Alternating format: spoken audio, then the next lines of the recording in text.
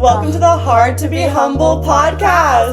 We're the pink and purple sisters. I'm yourself, baby girl. The whole purpose of this podcast is because we feel like people deserve to have a little piece of our conversations that make us feel so much better.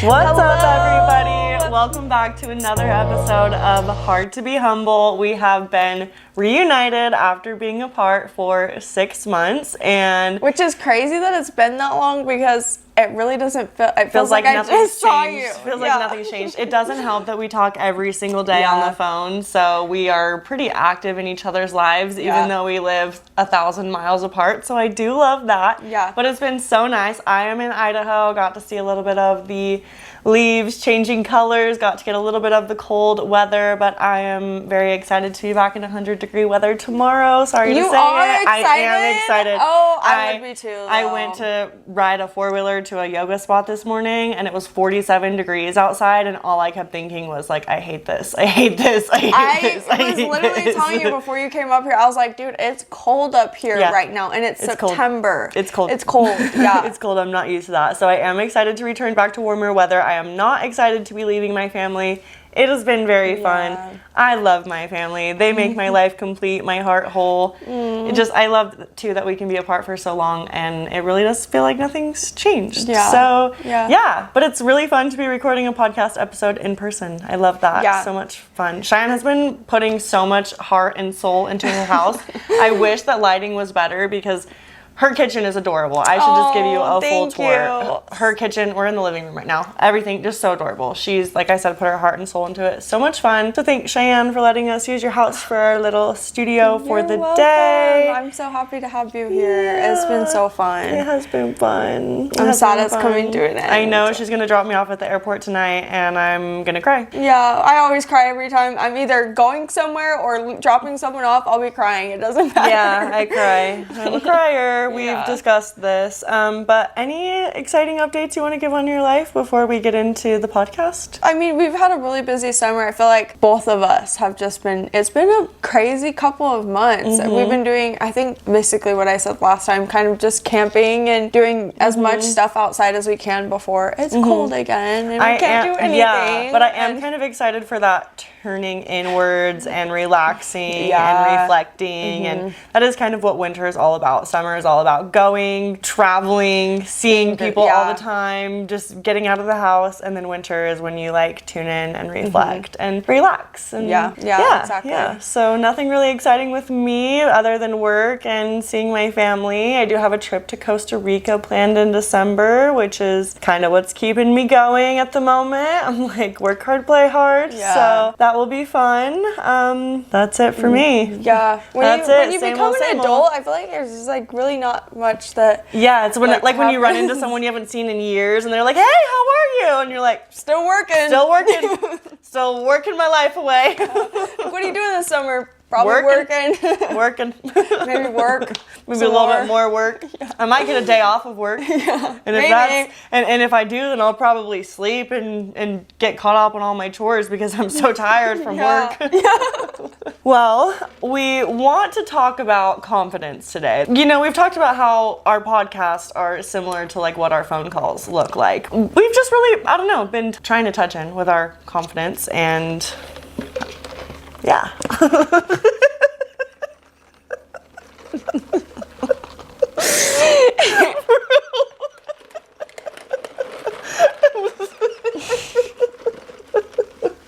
Okay.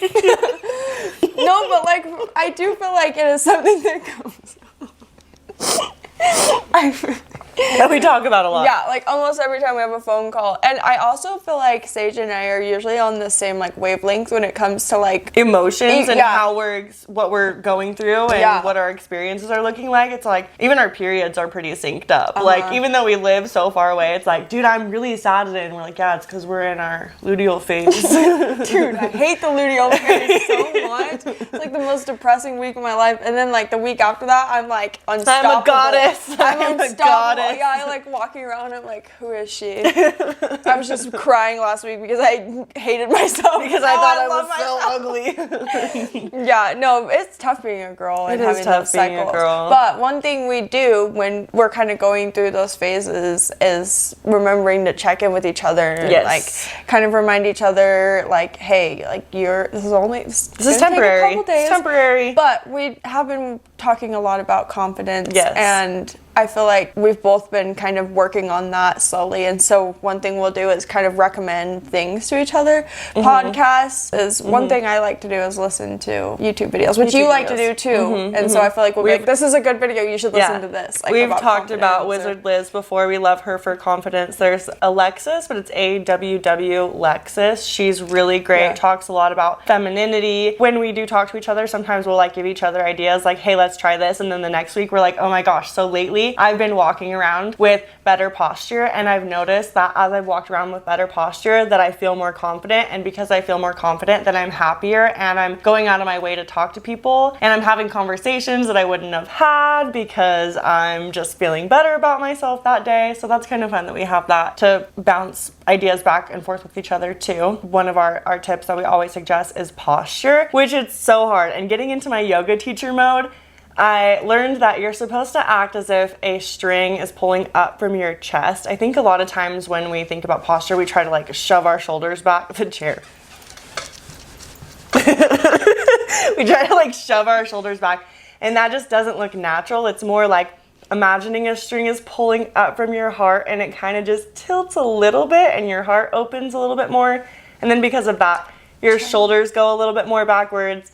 I just had a massage the other day, and she told me that my chest was really tight, and because of that it's causing me to like kind of turn inwards. So just, I don't know, just putting your shoulders back a little bit. When you're walking into a room too, we were just talking about this, it's really important to not have your phone in your hand or to be on your phone. So when you're walking into a room, you're doing a full scan, you're looking from corner to corner, your phone is away, your shoulders are back, and you're like, I am that. Let's go. Yeah, which I feel like is something that takes time because like for me, it's like I will try and do these little things like, oh, Cheyenne, like you're slouching, remember to stand up.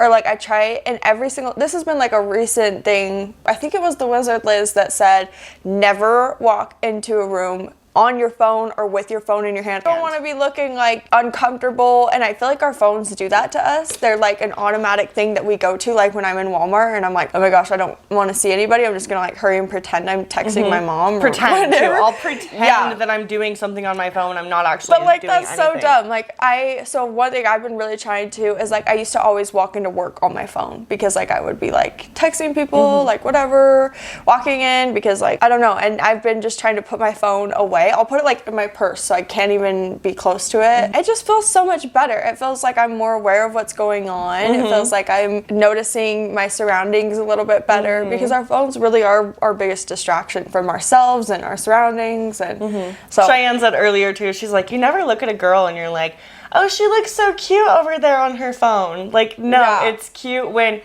the girl is aware and she's, you know, looking at her surroundings. Or Cheyenne the other day too, this is such a side note, but she was in Costa Vida and the girl was praying over her Costa Vida burrito. So cute. It was so cute. Like, you're not gonna look at someone and be like, oh, they're adorable on their phone. No, like it's adorable to be present. It's being present requires confidence. Being in the now requires awareness, like Cheyenne said. So yeah, which I feel like it's something that definitely takes time. Like it's a hard habit to get into, being confident or at least trying to. Like I always feel like fake it till you make it, you know, is like kind of what almost every single video I listen to about confidence is like fake it until you make it. Pretend you're confident.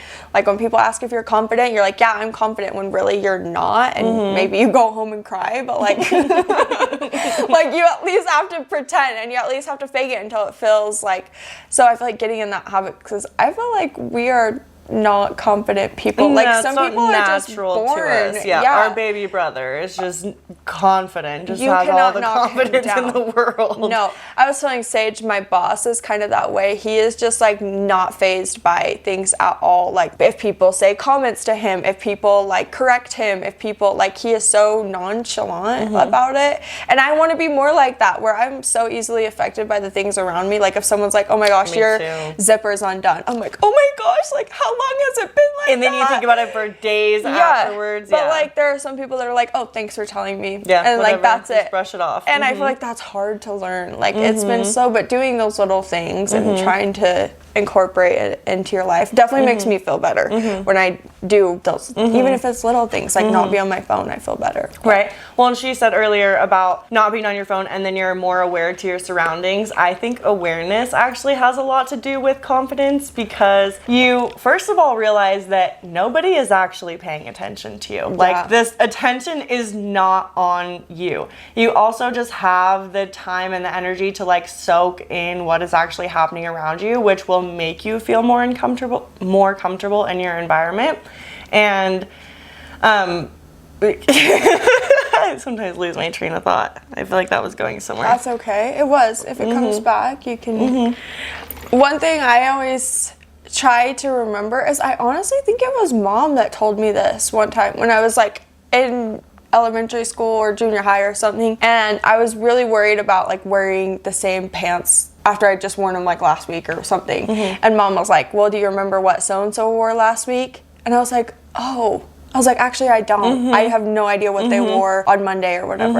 I feel like I try and remember that too. Like, you don't remember what other people are doing because you're too focused on yourself. And when you realize that people are not focused on you either, like I was telling Sage, like I have never in my life been like, oh my gosh, remember that one time where I saw that girl in the parking lot like drop her phone, or she like, tripped in the grocery store, or she stuttered when she said, like that's so dumb. Like nobody remembers. No one remembers that, but like when I feel like I do some dumb stuff like that. See? It happens. Dumb stuff like that. I overthink it and I'm like, oh my gosh, that was so embarrassing. Like, it's not embarrassing. You're human. We all make mistakes. Yeah. So just remembering that people aren't paying that much attention to you, and when you are more focused on your surroundings, and you'll see that. Yeah, exactly. Period. Thank you for bringing that full circle. I appreciate that. Yeah. What else? I feel like we had more. One thing we've been talking about a lot lately is actually not talking that much. Oh yes, that's where I was gonna go with my earlier about being aware with your surroundings. So one thing that we have been talking about. Okay, here we go. With just like being aware, I've been trying to give people a little bit more space to just like talk, like not talking so much, giving somebody. I've learned this from a podcast that I watched, and this girl studied men for like 25 years, and just... You've been doing that? But this is like hardcore studying, like really, this woman was doing her work, right? Okay. And she published this book, and in the book it talks about how when you're talking to a man, you should give them 30 seconds before you start saying anything. And she was like, well, as women, that's really weird, because we are the type of people that when we're communicating, I'm going to say, I totally agree. Oh, I've been there before too. We don't shut up. We don't stop talking.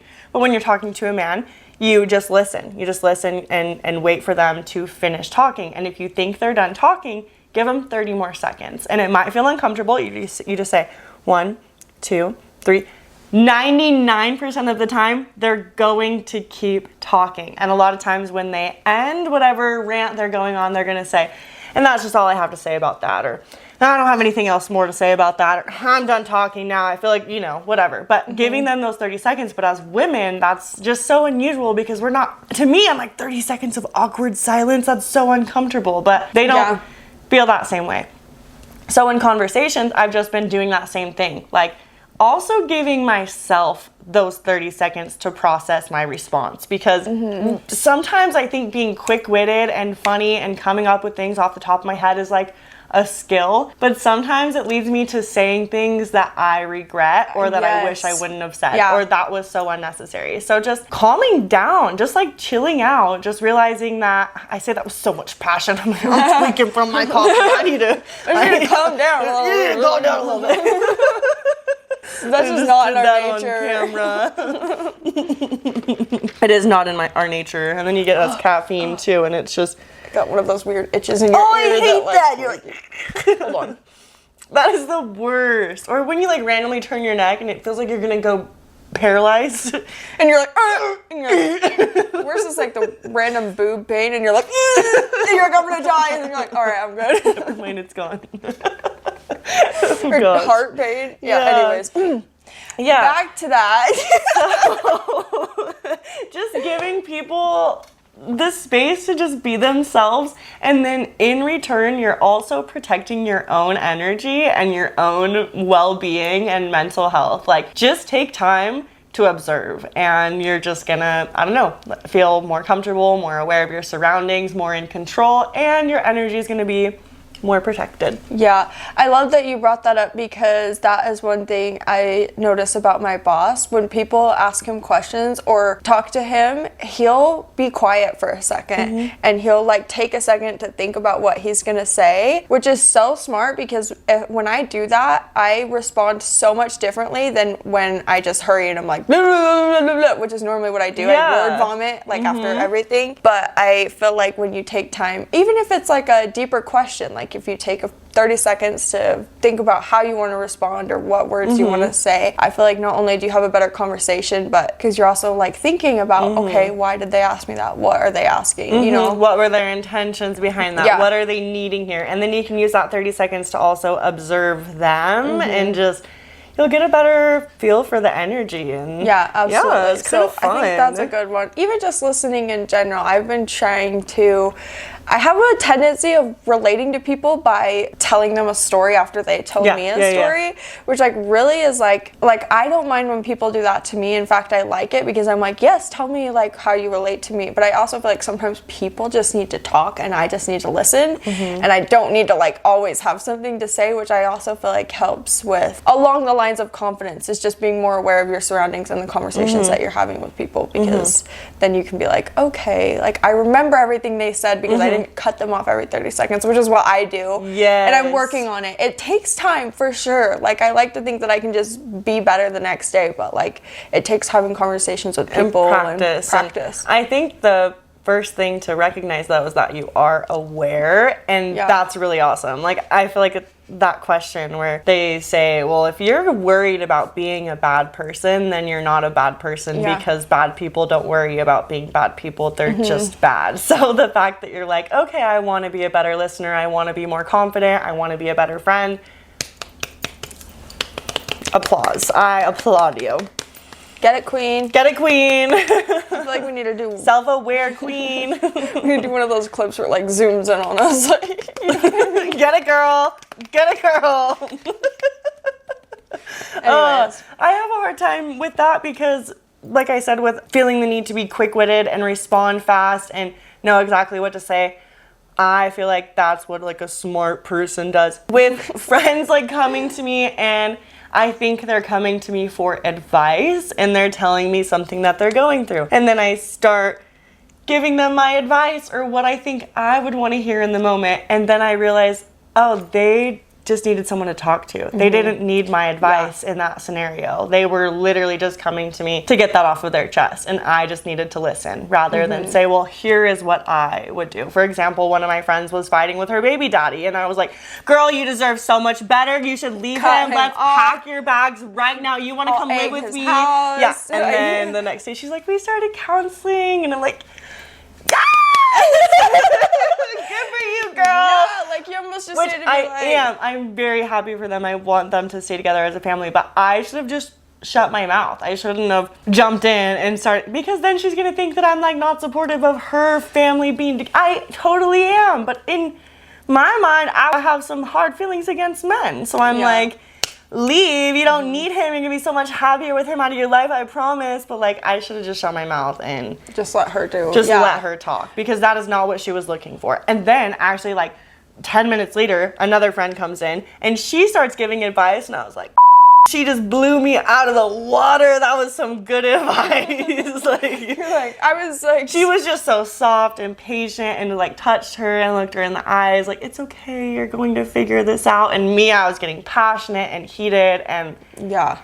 Which is hard because I feel like in certain situations there are times like I feel like it's natural for us to be kind of witty and say goofy things because that's just kind of our personalities. So I feel like I don't want to completely get rid of that. I just want to learn when it's the right time to be passionate. Yes. When it's time, because like obviously if it was like maybe someone you were closer with, you would be more passionate. You would be like, I want the best for you. And obviously you have strong feelings for your friend because you want the best for her also. I feel like it's just hard learning the balance of that, you know, like when to have more passion and where to put that passion when I don't know. It just takes practice and time. But it is hard when you're like, your friend's telling you something and you're like, oh, I really don't like that, or I don't like how he acted. Like that frustrates you, like, especially when it's kind of triggers you a little bit. And you're like, oh no, like, get rid of him. I'll curb stomp him. Like, let's go. Like, it's so hard not to immediately go there when, like, really you're like, okay,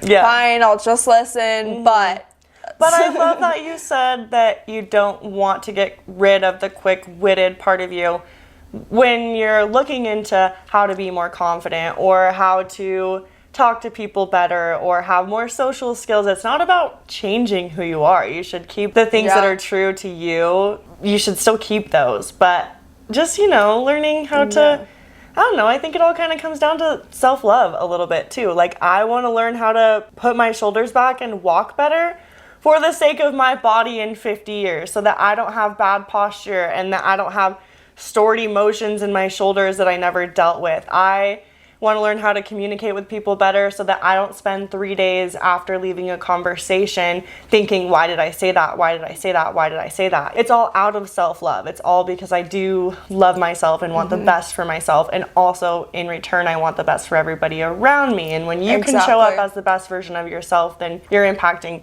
everybody around you in a positive manner as well. Yeah, that was good. Oh, thank you. Perfect. Pop up, queen. Thank you. Yeah, I love that. But I love languages, words of affirmation. Keep it coming. Keep it coming. I needed that. What did you say? I'm really good at what? What? You think I'm cute? What? Oh, that's so funny. Yeah. Oh, okay, what were you saying? Sorry. I don't know. I talked over you. I disagree with what you said. Yeah. Like, love yourself.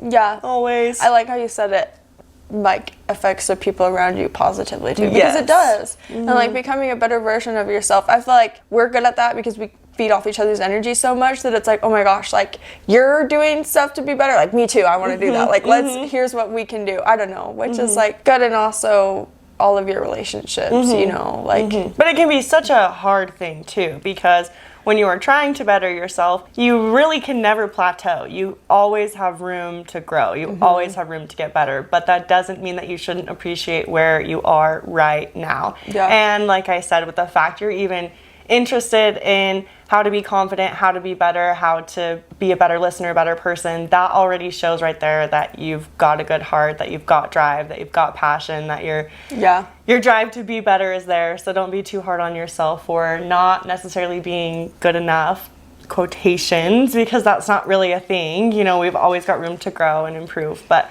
just be happy with where you're at right now in this very present moment. We are all so blessed to be here. Yeah, we really are. We're obviously not in our luteal phase right now. Namaste.